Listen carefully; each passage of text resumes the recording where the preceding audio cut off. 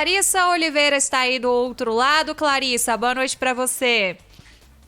Boa noite, pessoal. Tudo bem? Como é que estão as coisas por aí? Tudo jóia. A gente estava aqui brincando fora do ar, viu? Que a gente adora repórteres que falam bastante, né? Aí eu tava falando pro Cris, eu não posso nem falar, né? É o SUS falando do mal lavado. Porque quando eu entrava aqui na Rádio Bandeirantes, eu falava pra caramba, né, Cris? Exatamente. E Por aí isso o que eu Cris falo, falou, você para de falar, pelo aí amor o de Deus. Cris, não, mas no feriado, olha, era ótimo. Abre o microfone e deixa a Isabel falar, viu, Clarice? Então a gente é do E aí, mesmo time, viu? Vocês lembraram que a Clarissa aqui é uma matraca, né? Então, se ela desembesta e não cala mais a boca. Tô ligado, eu tenho essa fama. Isso. Mas eu tô aqui pra te defender, tá bom? Eu defendo as repórteres que falam demais. Mas simbora então, já estamos falando demais aí pra fazer jus à nossa categoria. Clarissa, Ministério da Justiça acaba de anunciar que vai ter envio ao Congresso Nacional daquele dossiê. Houve uma mudança de posicionamento por aí? O que justifica agora esse envio desses dados? Isabel, a gente conseguiu perceber aqui claramente, né, nas últimas semanas, que a pressão foi aumentando progressivamente até um ponto em que o Ministério da Justiça não tinha mais como justificar a não abertura dessas informações com o Congresso, por exemplo, mas não só com o Congresso. A gente tem outros agentes aí que já tiveram recusas por parte do Ministério da Justiça em relação ao envio desse material. A alegação do ministro André Mendonça, em geral, dizia respeito ao sigilo dessas informações, ao fato de se tratar, segundo ele, de um relatório de inteligência. Só para a gente recapitular um pouquinho, esse envio que, segundo o Ministério da Justiça, vai ser feito, ele vem a pedido de um deputado federal, o deputado José Guimarães, que apresentou um requerimento formal durante aquela audiência da qual André Mendonça participou. Ali a gente já vinha observando muitas contradições na narrativa adotada pelo governo federal em relação a esse assunto. Porque primeiro foi feita a exoneração do servidor que era responsável pela coleta dessas informações. E depois o ministro da Justiça vai ao Congresso e diz que essa é uma ação corriqueira, que vários relatórios desse tipo são produzidos e que não há nenhum tipo de irregularidade. Então, das duas, uma, ou você precisa demitir uma pessoa por causa disso, ou você, de fato, está fazendo algo que é corriqueiro, que é da natureza da estrutura de inteligência do governo. Então, a gente tem essa contradição, isso naturalmente aumentou a pressão sobre o ministro André Mendonça, mas uma coisa que a gente tem muito clara aqui, existe também uma pressão agora sobre esses deputados, porque você imagina, até agora as informações estão sendo mantidas sob sigilo. A gente sabe que a coisa mais fácil do mundo é vazamento de dossiê aqui em Brasília, né? Não é o primeiro, não é o último que vai vazar. Então a pergunta é, vai cair na mão dos deputados da comissão? São vários deputados, dá sempre para falar, não foi eu que passei não, foi ele. Então, vamos ver se eles vão conseguir preservar o sigilo dessas informações?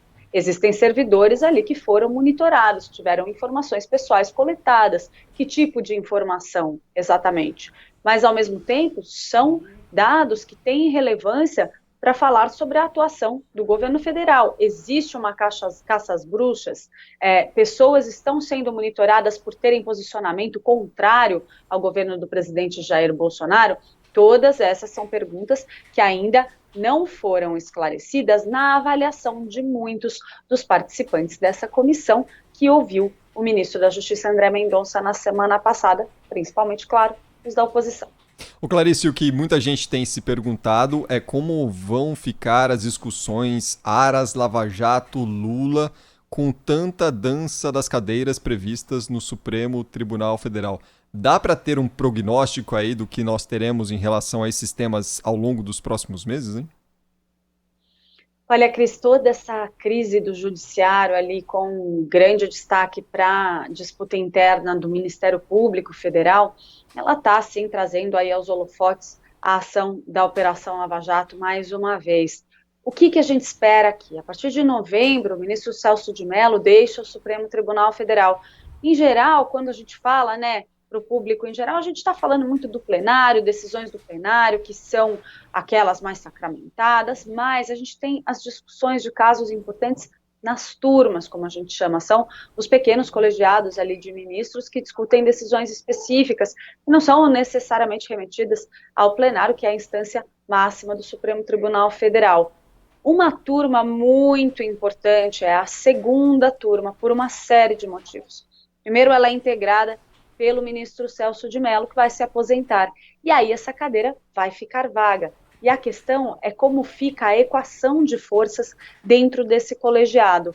Ali a gente tem o ministro Gilmar Mendes e também o ministro Ricardo Lewandowski, que são já, em sucessivas situações, já deixaram muito claro o posicionamento deles crítico à Operação Lava Jato. Aí você tem na outra ponta ali a ministra Carmen Lúcia, o ministro Luiz Edson Fachin, que costumam ter decisões aí que garantem alguma vitória para a equipe da Lava Jato ali em Curitiba, principalmente a equipe coordenada por Deltan Dallagnol, tem acumulado algumas vitórias nos votos desses ministros. E você tem o decano Celso de Mello, que costuma ter uma posição ali de equilíbrio, uma hora ele vota para um lado, uma hora no outro, sempre com uma coerência ali do raciocínio dele, é claro, não dizendo aqui que ele zanza de um lado para o outro, mas ele não tem uma posição tão firme, crítica ou de apoio à Lava Jato, né?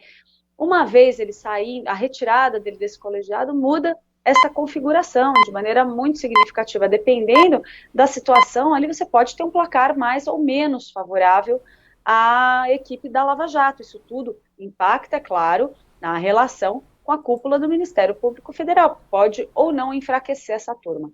Qual que é uma das grandes vitórias que a gente viu da Operação Lava Jato nos últimos anos? A prisão do ex-presidente Luiz Inácio Lula da Silva, todo o episódio envolvendo aquele tríplex do Guarujá. Só que existem recursos do ex-presidente Lula para serem apreciados na segunda turma. E se Celso de Mello sai, a gente pode ter uma dinâmica diferente ali. E que possivelmente tenha como resultado que o Supremo atenda um recurso do ex-presidente Lula.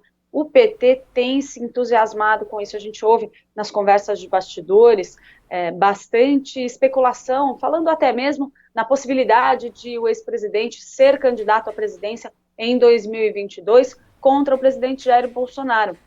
Caso a inelegibilidade dele seja derrubada, isso, em tese, seria de fato possível, uma vez que ali o recurso que está sendo apresentado, um dos recursos que estão sendo discutidos, é justamente aquele que trata da parcialidade do ex-ministro Sérgio Moro, na época em que ele era juiz da Lava Jato. Então, o que acontece? Sérgio Moro, naquele escândalo da Vaza Jato, onde teve vazamento de mensagens, houve ali vários diálogos que foram expostos, inclusive com Deltan Dallagnol, que hoje comanda essa força-tarefa, e ali, com base naquele material, a defesa do ex-presidente Lula questiona o que a gente chama de suspeição no jargão jurídico do ex-ministro Sérgio Moro, que nada mais é do que alegar que o então juiz teria sido parcial nas decisões que ele tomou contra o ex-presidente Lula, que poderia invalidar uma condenação ou, às vezes, remeter um processo a estágios anteriores, para que haja uma revisão de algumas sentenças. Se isso tudo acontecer, a gente pode sim, até 2022, imagina, ter um cenário bastante diferente do que se viu na última eleição presidencial. Então, por mais que essa não seja uma situação muito provável, não é uma coisa que se conta que isso vai acontecer, é uma possibilidade. Já existe nos bastidores ali do Supremo algum movimento para tentar evitar que um buraco de Celso de Mello impacte tão fortemente nas decisões ali. Uma possibilidade seria, por exemplo, enquanto não for nomeado o novo ministro, que hoje tem uma vaga que tem como cotado, por exemplo, o ministro André Mendonça, que a gente estava falando agora há pouquinho, caso, enquanto não for nomeado, uma solução seria transferir um dos ministros da primeira turma para a segunda turma. Essa é uma hipótese levantada numa reportagem do Estadão, de hoje, inclusive. Então, são questões que vão precisar ser discutidas aí nos próximos meses e que podem, sim, impactar nessa disputa entre a Lava Jato e a cúpula do Ministério Público Federal.